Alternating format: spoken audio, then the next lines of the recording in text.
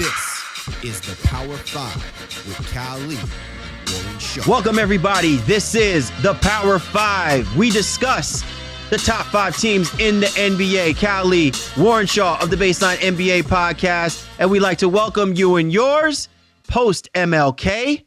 Man, what can we say? We had a dream that the 2 top teams in the NBA would give us a game for the ages. And unfortunately, that was not the dream. That was more so the nightmare. But we got a lot to discuss, more so about the teams that we think are going to be the best in the NBA so far, up and coming post the MLK. So, I'm rolling out the red carpet with my right-hand man, 50 grand, NBA aficionado, my brother from another mother, Mr. Warren Shaw from www.shawsports.net. Big Kahuna and PNC. What's good, Mr. Shaw?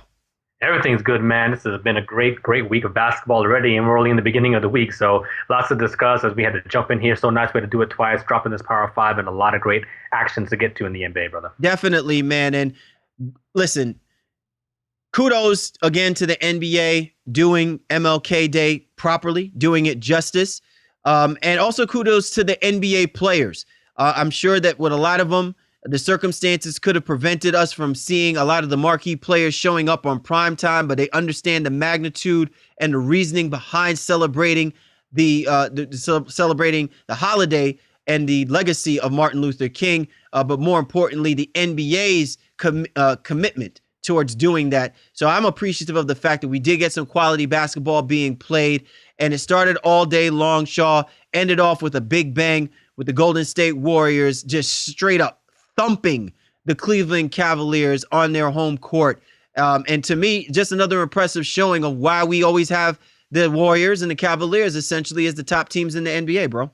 It is absolutely true. And you see that, you got me and now I get you back type of thing going on with the Warriors and Cavs. This Golden State team was rearing to go lit them up in that first half. What was it, like 70 points, 72 points? Something they dropped 78 in the first half, man. It was just no sense. And they're out there clowning around, shooting threes, throwing alleys. It was just everything you could have wanted from the Golden State Warriors. Throwing clotheslines. Yeah, a little bit of those. Body in the king. Yeah, a little trippage and a little flailing around as well, too. But again, that was peak Warriors. I think that's a term that we saw, throughout Twitter last night. It's like when you want to know how good this team can be, look at that first half, because they were absolutely magnificent and played flawless basketball. Definitely. And one of the things that I thought really stood out was the comments that were said by the players leading up to this game, this matchup. Listen, let's not take anything away from the fact that this was a regular season game, okay? This is not the NBA Finals. It's not game 6 or 7. There's not a whole lot that's completely at stake. But I did say that this was an important game for the Golden State Warriors, and I think it was important for the Warriors to make this statement on their home court with a Cleveland Cavaliers team that has basically bested them for 5 games in a row, I believe it is, since the NBA Finals. So I'm sorry, 4 games in a row since the NBA Finals. So ultimately, something needed to be done. A statement had to be made. The fact that LeBron James has not called this a rivalry, I was really curious to get your thoughts and perspective from it, Shaw, because to me, what I saw in that basketball game didn't feel like they thought it was a rivalry. Right. There was been some great comments on that specific comment throughout. I think the NBA atmosphere, if you will. Lots of people have had their conversation about it, and I think the overwhelming majority feel like, he's bullshitting. There's no way that this is not a rivalry. This is just something he wanted to say, and I think one podcast, I think it was the SI Open Break podcast, was saying something to the effect that he's trying to kind of downplay the Warriors, if you will, to not give them any more credit than he has to. I really think that he doesn't. I really think he does not respect the Warriors as much as the hype is allowing the situation to serve. In other words, you think back to all of the things that have happened even leading up to the Christmas Day game with the cupcakes on Halloween and the tombstone and the 3-1 lead and all of these little nuggets of things. You could call it gamesmanship all you want to, but I personally believe that there is a lack of respect there by LeBron James, and maybe it's well-deserved because of the fact that he climbed the mountaintop doing the impossible. But I really think that it is definitely gotten under the skin of the Golden State Warriors, and they're the type of team that I really think that want to take it so personal that they want to bludgeon the Cleveland Cavaliers every time that they see them. Well, the Warriors are very honest about it. I think Klay Thompson was very honest about it. Draymond Green's been very honest about it in terms of they know what it is. They want to beat them. There's no two ways about it. And while LeBron, being the leader of that team, can kind of say all these things, I think he might be playing mind games with them. So even that back to Halloween and doing all those things, he's just kind of, he's kind of belittling them. And I don't know if it's a lack of respect where he doesn't think that they're good or he doesn't, doesn't think that they can't match up. I guess that would be the better way of saying it. I just feel like he's trying to play some mind games with them because he knows, in fact, that they are good and they can give them problems. And I think he's trying to get a little one-up on them from the mentality standpoint. Definitely. All right, so let's go ahead, Shaw. We've got a lot of things that we still need to get into conversations before we drop our Power 5. But to you and yours, we appreciate everyone listening in to the Baseline NBA podcast and also the Power 5. Be sure to get at my man Shaw at Shaw Sports or get at me at GameFace Lee and the show's Twitter handle at NBA Baseline. The Power 5 where we give you the top 5 teams in the NBA. We'll definitely give you that in a little bit. But breaking news has already hit the wire, and so we are here to discuss it. There's been reports that Chris Paul is expected to have surgery on a torn ligament in his thumb. He is now out 6 to 8 weeks. Shaw, I feel like we have relived this story time and time again when it comes to the Los Angeles Clippers. More importantly, their big three, whether it be Blake Griffin or Chris Paul, always a significant injury and always a significant amount of time on the sideline. I mean, you said it best. I think we've had this conversation over and over and over again. Even at the beginning of the year when we said, all right, this team looks like they're going to be world beaters. They might have a chance, and they went on a slide, lost their defense a little bit. But we're saying, what's going to happen to the Clippers this year?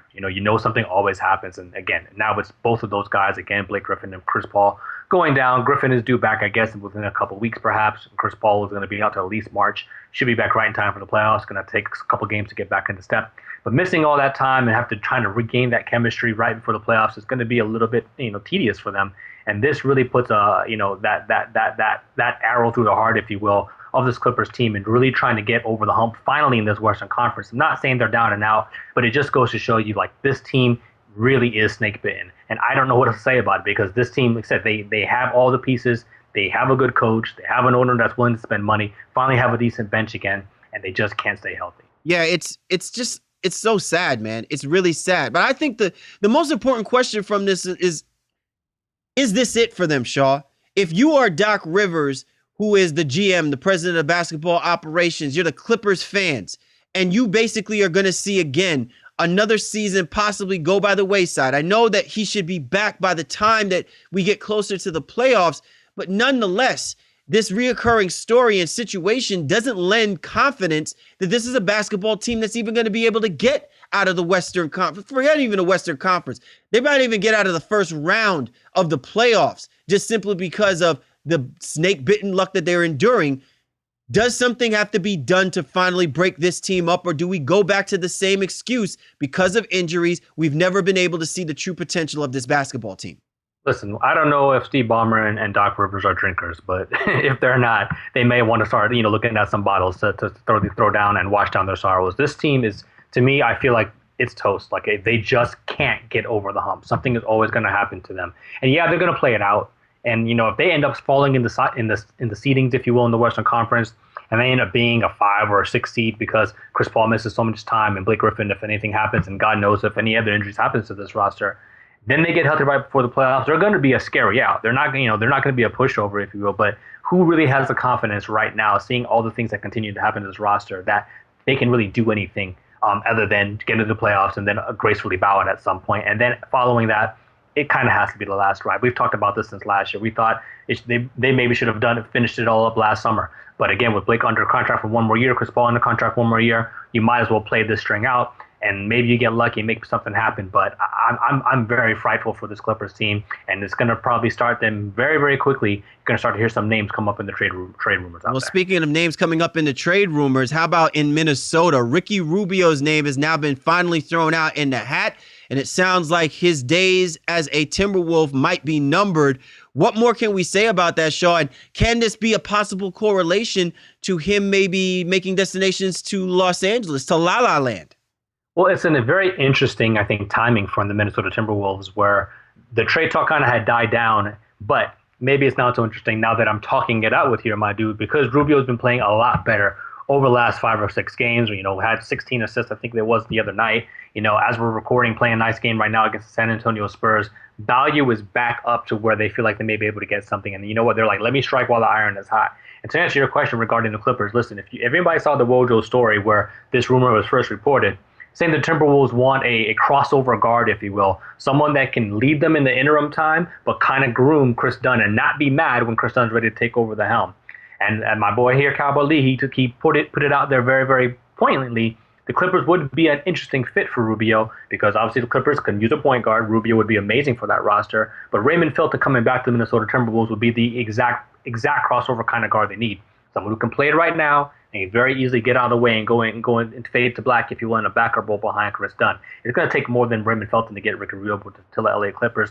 Clippers going to have to put some sort of package together. I don't know if you have to get a third team involved or whatever, but it is an intriguing thing. And Wojo also mentioned that the Sacramento Kings would be interested in Rubio, but Kings don't have any ducats that the Timberwolves really want. So, that's something to consider, but it is a very interesting way to think about things. Well, we have to definitely keep our eye out for this as it continues to move further along. What will possibly happen to Ricky Rubio? But to your point and to our previous show, Shaw, trade season has opened up. And this is another name in the hat where he might not be a significant name, but he could be a significant player, especially when you look at some of these other possible playoff contending teams who are lacking depth and who are lacking play creators as equally as they're looking for playmakers. Lee, Warren Shaw of the Baseline NBA podcast. This is the Power Five. A couple of other important news and notes happening in the NBA. And let's dial this back, man. The New York Knicks drama further continues, Shaw.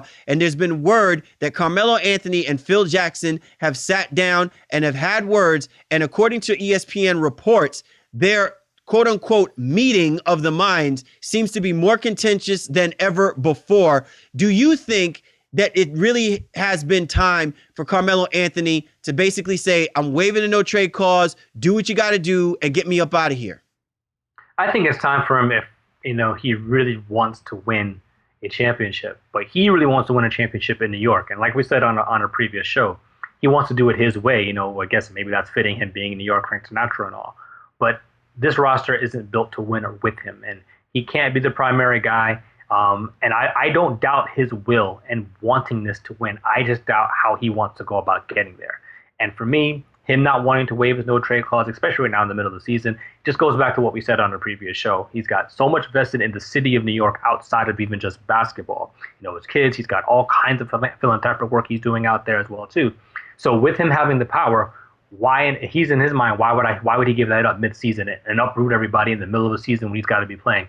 If he's going to do it, and I still doubt that he will in terms of giving up his no-trade clause, it would be over the summer, where he has more time, where he can, put things in order and not have to do this uprooting of his family and his life in the middle of the season. Yeah, look, as far as I'm concerned, I want to feel bad for Carmelo, but I really don't. And I want to feel bad for Phil Jackson, but I won't. As far as I'm concerned, these are two stubborn old mules in which somebody needs to kick them both off the mountain. And ultimately, I think if you're Carmelo Anthony, you got to stop believing that you're going to win a championship for the New York Knicks because it's not going to happen. And if you're Phil Jackson, you got to stop believing that you're going to try and win a championship doing it your way, especially since all of the moves that you've made minus Kristaps Porzingis has not worked out. Either be all in or be all out. But either way, the Knicks fans and the Knicks organization are the ones suffering from both of these two over-the-top ego dynamics. And I'm not saying it to belittle these guys. I'm not saying it to, as my word would be used, besmirch their reputations. But the problem is that their reputations is what's hurting the progression of this basketball team. You have a young phenom in Kristaps Porzingis, and you've got two veteran players who came over with the sole intent to help this become a playoff contending basketball team. And basically, everybody's perception and everyone's mindset about how to go and win basketball games is what's leading to what we've seen. You losing 10 out of 11 games, or I believe it's 11 out of 13 basketball games, and this team just basically spiraling out of control. Now you have to start thinking about the preservation of this organization. And I think if you're Phil Jackson, you need to figure out how to salvage the organization. Because if a player like Kristaps Porzingis expects to contend and play under these conditions, you are sorely mistaken. And he will be the first one that will be looking to get out the door when the opportunity presents itself, because I know people are not going to be coming to play for Phil Jackson, or coming to play for Jeff Hornacek, or coming to play for Joakim Noah, or coming to play for a maligned Derrick Rose. And no one's made any commitments about wanting to come play for Carmelo Anthony as a New York Knick anyway. So something needs to be done. But how does he fix it? If he's the one who gave Melo the no trade clause, Melo is not coming off that. So at the end of the day, is he continuing trying to do what he's doing, going through the back channels, if you will, by dissing Carmelo and his friends' articles, or coming out to the press and saying all these negative things about him? You move everybody else. And you basically have Carmelo say, look, for the next 2-3 years, this is what you're going to work with. You're going to be working with a Kristaps Porzingis and a couple of young guys. That's what you do. Because now Carmelo is going to really read the writing on the wall and is like, I got to go. I have to leave. I cannot stay here. We're not going to win. We may not even make the playoffs. You're not even going to make the playoffs with Derrick Rose or Joakim Noah.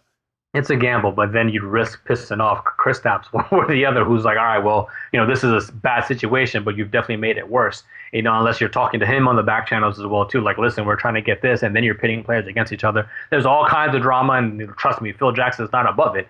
But it would be a very interesting way to go for the Knicks if they were trying to completely rebuild and let Porzingis kind of stay there to be the centerpiece of that process. Definitely. Look. You know how I feel about this, Shaw. I laced into, what did you say? It was my igneous commentation about the New York Knicks. And I'm not saying that anything is simplified. They have more than complicated this situation. But if you're expecting there to be a move made, because let's also keep in mind one thing too, Shaw, before we quickly move on to our Power Five.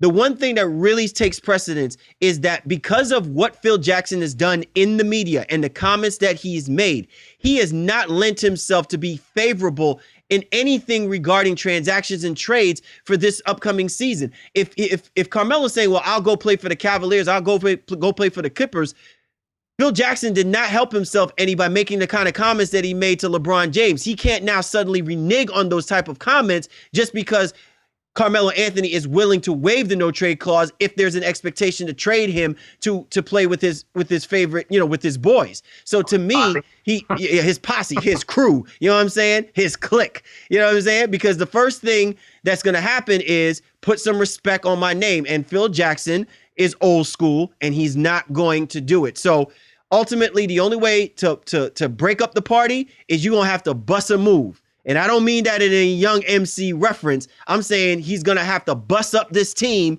and basically force Carmelo to make the decision on his own to waive the clause so that he can find himself somewhere else to go and ultimately, which I'm thinking should be the goal for him at this point in his career, is to go win an NBA championship. All right, Shaw, we've gotten all of the good stuff out of the way. You know what time it is right now. Time for us to dig in to the Power Five. All right, this is the Power Five, the top 5 teams in the NBA, according to the Baseline NBA podcast. Shaw, you ready to rock and roll? Absolutely, man. Number 5. All right, in at number 5, still hanging tight, rolling with those guys up in the north, Jurassic World, the Toronto Raptors. What can you say about this roster, man? This DeRozan and Kyle Lowry still doing it big still. I see what they say this every week. They have no power forward. Might as well have me and you run around. They've got Patrick Patterson, man. Patterson. Never mind. There's a joke in there, but we're going to go ahead and let that one breathe on it. But yes, again, the Raptors continue to play great basketball. Very, very much on their heels of the Boston Celtics, but they handled business and came back against them, a week or so ago. DeMar DeRozan is one of great closers, I think, at the guard position right now. He's lethal from that mid-range, gets to the free throw line on a regular basis. Valanciunas is starting to gear things back up a little bit now, crashing the glass, getting his touches on the inside as well, too. This team just continues to hop. Yeah, man, this is a team that, again, steady as they go. Coach Casey got these guys playing the right kind of basketball. They're winning the games that they need to win. Now, while the Boston Celtics have closed the gap in the Atlantic Division, very little can argue that the only team right now that looks like they can even make a push up against the brick wall that is the Cleveland Cavaliers, would be a team that's like that would be considered or called the Toronto Raptors. Number 4. All right, the number 4 team in our Power 5. Wow, I can't believe that I'm saying this, but it has finally taken precedence. The San Antonio Spurs dropped down a spot, Shaw. Why do we drop the San Antonio Spurs? Are they not the 3rd best team in the NBA? I still think they are, by all intents and purposes. But a little bit of slippage here and there, and lost a little bit of intensity. A tough loss against the Phoenix Suns out in Mexico City. We knocked them down just a little bit again. The Spurs team is still going to be right there and going to be in the thick of things no matter what. But they're starting to have that slippage in terms of Tony Parker kind of regressed, over the last week or so where he was playing at a very high level. He started to fall back to the pack. Same thing with Gasol, even same thing with Aldridge. Leonard has been really the only consistent guy who's going out there and doing it on every single night. And, that's why we kind of dropped them down a little bit, only because their overall play slipped just a tad bit, but they're going to be probably right back up in the mix next week. The San Antonio Spurs are going to be a solid basketball team. It doesn't take much for Greg Popovich to demand that these guys play to the level that they're capable of. Right now, they're in a tough run. I mean, the Houston Rockets are in their division right now and are basically hanging with them in that division, which I think is exactly the reason why you're going to expect to see Greg Popovich really put the clamps down and get these guys to play the kind of basketball that they're capable of playing, be much more defensively sound, and ultimately continue to position themselves to be one of the top seeded teams in the Western Conference. So I have no doubts. I do question a little bit of the roster and whether or not there's going to be a move made at the trade deadline to help really deepen this team, maybe help out a little bit from an athleticism perspective. But there's no question this is one of the better teams in the NBA and still is where they are supposed to be. Number 3. The number 3 team. I can't believe that we can't shake them loose, Shaw. The Houston Rockets. Hey, listen, MVP-like season with James Harden and the cast of misfits along with Mike D'Antoni, possible coach of the year. What more can be said, man? This is a Houston Rockets team that's not to be messed with. Yeah, unfortunately, as we record the show, they just took an L. So, maybe we have to maybe reevaluate at some point, too. But this Rockets team has been playing on all cylinders. Those seem so few and far between these days with them, though, right? Absolutely. But Harden, again, what's he up to? 18 triple-doubles? No, 13 triple-doubles, I think it is. I think Westbrook's at 20 or something like that. I've lost count. These two guys are just immense and just playing great basketball. But you're right. Harden right now is the MVP. They continue to play great basketball. They just got Clint Capella back into the fold. So hopefully you see this roster team continue to stay healthy rather, and do the things they've been doing in the Western Conference all season long. Number 2. No doubt. The number 2 team in the Power 5, Shaw. Well, we had them as number 1 not too long ago. How quickly the mighty have fallen. The Cleveland Cavaliers. But I think after last night, between the Cavaliers and a couple of other really kind of questionable losses, it would be hard-fetched for us to continue to keep the Cavs as the number 1 team in the NBA. Yeah, what it boils down to, they're on a tough road trip. I think a lot of people were trying to not making excuses for them, but it was whatever it was, the 5th game of the West Coast road trip, the final game of that trip for them, and heading back east finally to go back to the confines of Cleveland, if you will. It's tough for any team, even elite teams, to go and go out on the road out there and really dominate. But yeah, when you get drubbed, like they did against the Golden State Warriors, you have to it was bad. It was hard to watch. A beat down of biblical proportions. I had people running out of the house, with all the threes that were falling and LeBron falling down. People were running around. They couldn't believe the plays that the Warriors were making. And to me, that's why you just got to drop them down just for this week. Who knows? Maybe the Golden State Warriors will mess around and do something foolish and lose a basketball game here and there and allow the Cavaliers to assume the number 1 spot. Because why not, right? The Warriors need motivation. And what better motivation that they have than basically LeBron James claiming that the Warriors and the Cavaliers are not a rivalry. Probably part of the reason why the Warriors made sure that in their house, they were going to beat the living breaks off of the Cleveland Cavaliers, which is, I think, what's helped them become the number 1 team. Number 1. Yes. In our Power 5, the best team, the Golden State Warriors, top dog. What more can be said? Listen, they took this game to heart. They made sure that they made a statement, and they ultimately made a statement to the rest of the NBA that if they are playing the basketball that they are capable of playing, damn near nobody, not even the old Boston Celtics in the 1900s, Not even the Lakers of Showtime is going to be able to run with this Golden State Warriors team. That's basically how they were acting. Yeah, the 1900s. Ooh, all right. Well, no doubt. I think they showed everything that they could be, as we said a little bit earlier in the show. They were playing defense. They were shooting threes. They were assisting. They were blocking shots.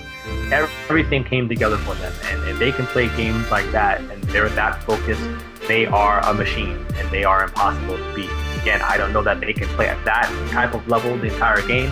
As you saw, they fell off after halftime, after coming out with all that energy and started getting a little, loosey-goosey, if you will, and turning the ball over. And Curry, I think he was trying to, I think of one tweet had said they were trying to erase the 3-1 deficit all in one half, if you will. But this Warriors team is still, to me, the best team of basketball on paper and in real life on the floor. And again, that's why we have them as number one. You can throw out all the statistics that you want to, but when you watch these guys play for one quarter, maybe even a half of basketball, and you drop 78 points against whoever the opposition is, you can just only hope and pray that the opposition is somewhere within 10 or 15 points, which is considered striking distance. Because ultimately what this comes down to is if they can spend that much time scoring the basketball while still keeping another basketball team somewhere around the 40s, mid-40s, not even the 50s, it means that they are playing the kind of defense that'll make them basically the most impossible team to take on, bars none.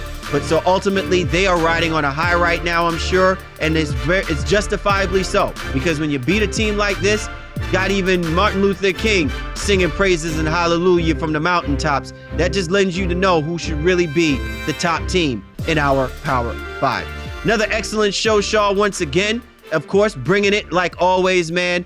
And hey, what more can be said, man? This is the great time right now. NBA basketball, a lot of stuff happening even before we roll right up into NBA All-Star Weekend.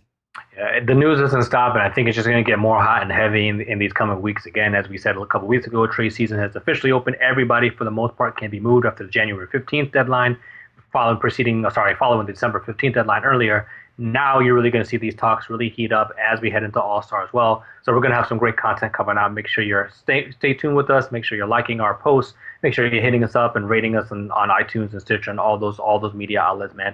We need the love. We love the love, and we love you guys back, man. Most definitely. Be sure to check out the Baseline NBA podcast, now also showing, also simulcasting through 16 Wins a Ring. Brand 16. New 16. Throw them up. The 16s. Brand new website. Great content discussing and covering all of the topics in the NBA. Also catch us through NBA Lead. Go to www.nbalead.com for all your video digital content. We are all over the place, and we're covering the NBA as only we should. For the for the Power 5. Cali, Warren Shaw, we appreciate you guys. Be sure to check out the next episode of the Baseline NBA podcast. And until then, we'll catch up with you next time.